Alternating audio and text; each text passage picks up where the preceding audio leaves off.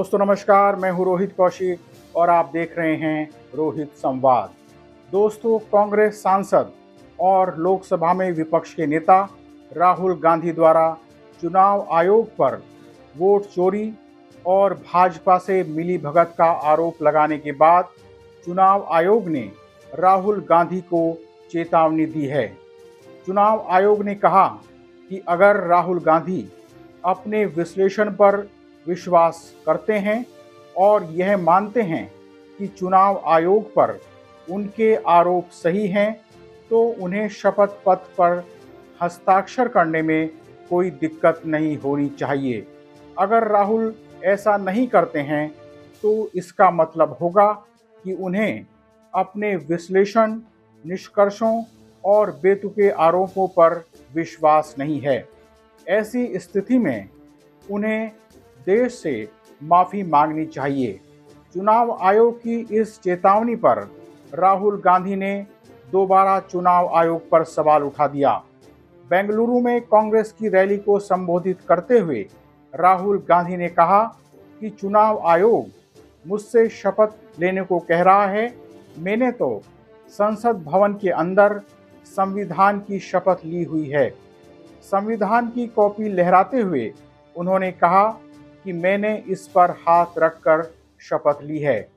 इस दौरान राहुल गांधी ने एक और सनसनीखेज आरोप लगाते हुए कहा कि कांग्रेस के सवालों पर जनता जवाब मांग रही है, इसलिए चुनाव आयोग ने राजस्थान और बिहार की वेबसाइट बंद कर दी है। दोस्तों, राहुल गांधी ने 7 अगस्त को एक प्रेस कॉन्फ्रेंस में चुनाव आयोग और भारतीय जनता पार्टी पर बड़े आरोप लगाए थे। उन्होंने पीपीटी के माध्यम से महाराष्ट्र में वोटों की चोरी का पूरा खेल समझाया था। राहुल गांधी के इस खुलासे को लेकर भारतीय जनता पार्टी तिलमिलाई हुई है। भारतीय जनता पार्टी ने तिलमिलाकर व्यंग करना शुरू कर दिया है। गोदी मीडिया के अनेक पत्रकार भी इस मुद्दे पर राहुल गांधी पर व्यंग कर रहे हैं।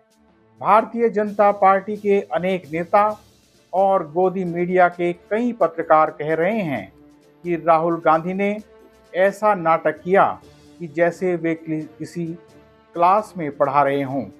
सवाल यह है कि क्या राहुल गांधी के खुलासे को नाटक कह देने भर से वे सवाल खत्म हो जाएंगे जो राहुल गांधी ने उठाए हैं?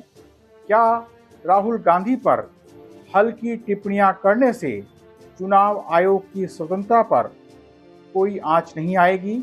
राहुल गांधी पर भारतीय जनता पार्टी लाख टिप्पणियां कर लें, लेकिन भारतीय जनता पार्टी को सबसे पहले राहुल गांधी के आरोपों की जांच करानी चाहिए, न कि राहुल गांधी पर झूठ फैलाने का आरोप लगाना चाहिए।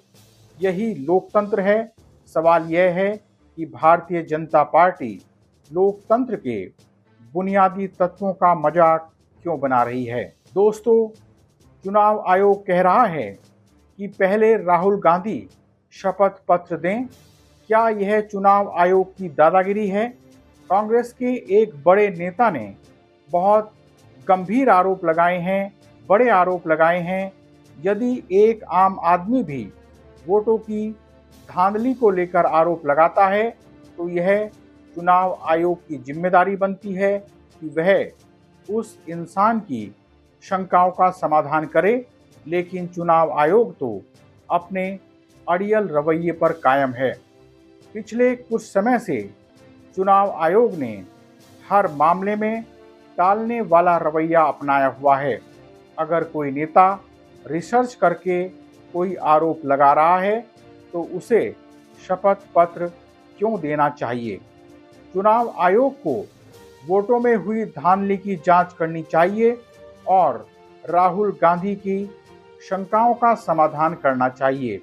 अगर राहुल गांधी झूठ फैला रहे हैं, झूठ बोल रहे हैं, तो उसे स्पष्ट रूप से यह बताना चाहिए कि राहुल गांधी झूठ बोल रहे हैं, राहुल गांधी भ्रम फैला रहे हैं।